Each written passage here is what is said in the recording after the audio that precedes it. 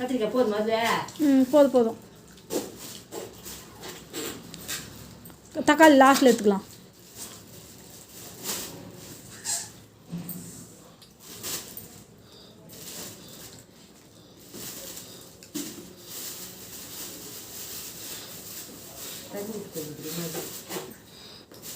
முருங்கைக்காய் அதுக்கும் நல்லா தாங்குதுமா. அது இப்போ கட் பண்ணி வச்சுங்க. எதில் அடிச்சு போட்டு பாரு. இல்லை இன்னொரு முருங்கைக்காய் கூட எடுத்துக்கோமா.